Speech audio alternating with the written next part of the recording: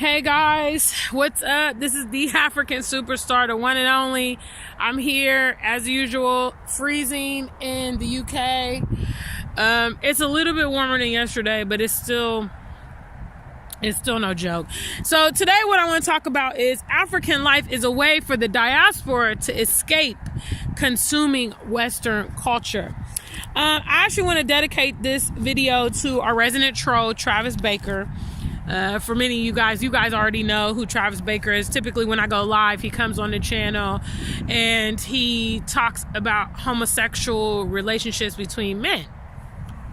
And I wanted to talk about this subject matter because this is one of the primary reasons that people from the diaspora are looking at the motherland. There are many horrible elements of lifestyle in the West that many of us do not like, we don't enjoy, we don't want it perpetuated in our families. And looking at the continent is, in a sense, a more pure way to live. You know, we're able to kind of get away from elements that have all but and are still managing to consume people here. We have an ability to kind of escape that by looking at the motherland. One of those things would be the extreme perpetuation, especially in America, of homosexual, lesbian, LGBT, whatever you classify yourself, relationships. Some of us don't want to be bothered with it. Some of us don't want to see it every time we put on the television. Some of us don't want our children being exposed to that mentality. Some of us choose to live a traditional lifestyle with relationships perpetuated between men and women. We are not comfortable with images of women that are portraying to be men and men that are portraying to be women, and all the complexities and confusions that comes along with it.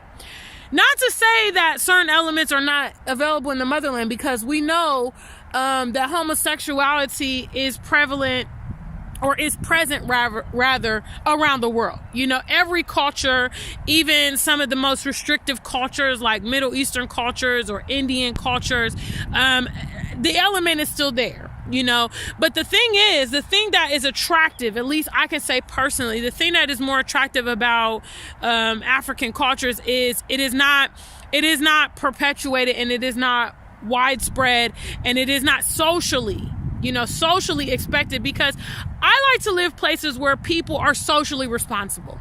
You know, I don't want to have to call the police on my neighbors. I want my neighbors to be courteous enough to recognize that they don't live in a place by themselves, and, you know, have some courtesy or consideration for those around them. That is the element that I love about Africa, is that African cultures are socially responsible. People care what their peers think. People care what their parents think. People want to impress certain people. People, you know, they still have value in that. That is an element, in my opinion, that is gone in the West, you know, because we have really perpetuated this individual lifestyle where everybody does whatever they want to do, and the next person cannot, you know, judge that person. They can't direct them in any way. They can't critique their life or their behavior. And it's detrimental to us all. Because in reality, we all have boundaries on our life, and we live better and we are more productive when we have boundaries on our life. When you try to, you know, be in so many different areas in your life, you get caught up in confusion.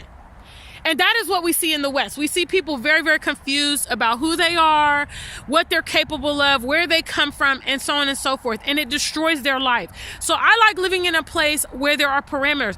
I like living in a place where there's fresh food. You know, there's a lot of stress in the West regarding food. You know, they're doing all kind of heinous things as they process food.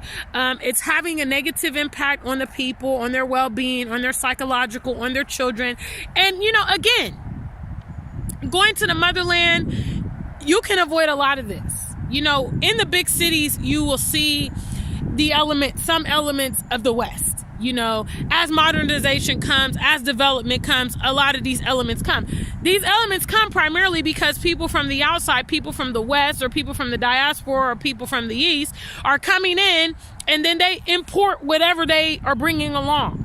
So, you know, when people come from their various countries, they bring, you know, that lifestyle and that mentality, and they begin to expose the local people. But I'm telling you, if you go out, like for instance, Ghana. I was talking about this a couple days ago with my friend George. You know, shout outs to George if he sees this video. George and I were talking about, you know, when you get to Accra, you know, it's the big city, it's the capital, and you know, you see a lot of the very common Western elements in Accra. But once you leave Accra, you are back to African life. You know, you are back to, you know, not the existence of a lot of the vices. You know, some of us want to escape the vices. Some of us want to escape that negative exposure. You know, we want to go back to having communities. We want to go back to knowing our neighbors, and we want to go back to our children being safe, and we want to go back to not fearing for our safety and no racial issues. And, you know, we want to go back. We want to go back to that element. So Africa is very attractive to us. Some of us that want to escape, because I know a lot of people think that, you know, bigger is better and technology is the way forward and stuff like that. But if I'm honest, I miss the human element at times. You know, I miss cohesiveness in the community. You know, I miss fraternizing with people, and, you know, I miss that interaction. I don't really like all the dependence on machines and, you know, all this autonomous type of stuff, and, you know, the computer, and, you know, people don't even know how to communicate. This is also another thing that George and I were talking about. We're talking about how people in the West they lack social skills. Okay? They don't know how to have a conversation with people. They don't know how to exist beyond their technology. They depend on their technology for everything. And as the West continues to advance itself, they're getting more and more dependent on technology and less interactive with human nature. And that is a huge problem. There are huge problems in the West due to the fact that people are trying to supersede nature.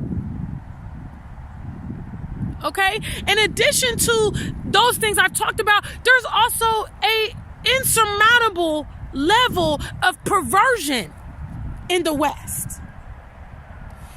It's not uncommon for people in the West to say they don't believe in God, they don't have spirituality, they're atheists. And when they have no one to answer to, and they have no repercussions that, you know, they're trying to avoid with their lifestyle, they can do anything. They can and will and have been doing anything. The level of perversion in the West is disgusting. What people do with animals, what people do with children sexually, just the perversion, just the wickedness of what they do. You know, sometimes when I read crimes, if I see crimes and stuff, and I see what people have done against children. You know, I saw a story about a new mother that put her newborn in the oven and cooked her newborn. You know, people doing such heinous things that, you know, are far-fetched in African worlds, that are commonplace here. You know, African people that are living on the continent can't imagine going to the supermarket and getting shot up because there's a random shooter. That kind of stuff doesn't happen there. You know, every now and then you have some type of religious clash, but even that's rare. You know, but these things have become standard place in the West, and a lot of us don't like it. I don't care if I was born and raised in America. I have never aligned with the values and the lifestyle of that land. I have been looking and searching for an escape for a very long time. And to me, Africa, because of a culmination of elements, is so attractive. You know, I don't like that technology tracks my every move. You know, they keep track of my spending patterns whenever I use my debit card. Whenever I go online and I research some topic, they bring up, you know, some advertisements in relation to that topic. You know, if I click on a dress on a website, it starts showing up every time I go on the computer. You know, they're monitoring everything that we do. They're minimalizing everything that we do. I don't like being in a system where that is standard. There's so many reasons why, and I always talk about, there's so many reasons why Pan-Africans would want to leave their Western environment. Because if you think about all the detrimental factors that are pursuing you. It is all consuming. I believe that there is freedom in the motherland, and that is one of the primary reasons that I'm very attracted to it. I'm well aware that being in an environment has so much to do with your life and your capabilities and your quality of life. How many of you guys, when you go out and you see some type of disgusting situation, or you see some type of perversion, or you see something, unhappy taking place, it affects you. It affects you, even if you don't know those people, even if you don't have any interaction with the situation, or how many of you guys, like me, you read, news stories, or you hear about deaths, or you hear about murders, and it affects you. You hear about racial things, and you feel yourself getting angry, even though you don't know anybody who's involved. All that stuff is coming from the environment. And perverted people love it in the West, because they are free to live their best life now. But people that have standards, and people that are more traditional, and people that long for, substance and values of like yesterday, of like the way our grandparents lived, and our parents lived, and our great-grandparents lived, the family structure. For those of us that long for that stuff, then we are, being in the West is like the bane of our existence. Because everything that the West promotes is contrary to the things that we love, and the things that we need, and the things that we hope to see implemented. So I'm not afraid to say it. I'm not afraid to state it for the record that yes, going to Africa in a way is an escape for me. But a lot of persecuted people seek refuge. That's the word, refugee. Okay? When someone is under siege in their home country, or there's a conflict or a war, or there's violence, people to survive will get out of that environment. You and I are no different, because you and I are wise enough to see the road that the countries that we're residing in are going down. We see it now, and we are refugees trying to seek our freedom elsewhere. Big shout outs to the African Superstar family. Thank you guys for supporting me and this platform. I did just want to let you know, please, any donations you're able to give, I really appreciate it. I have mentioned a few times, Perspectively 2020, I would like to visit Ethiopia and Rwanda. So obviously, the sooner you plan those things, the better. I cannot really accomplish it at this point without your support. 2019 was an incredible travel year for me, but it did take its toll on my finances, and I'm nowhere in that position to travel as extensively currently in 2020. So I am asking you guys that are interested, or you want media from those countries, or those of you that just love and support our platform, please, GoFundMe, PayPal, Cash App, live chats, super chats on the live videos. Everything helps. Everything counts. It goes into my YouTube money, and I'm able to use that towards future trips. Until we meet again, stay black and true. If you ain't black, just stay true.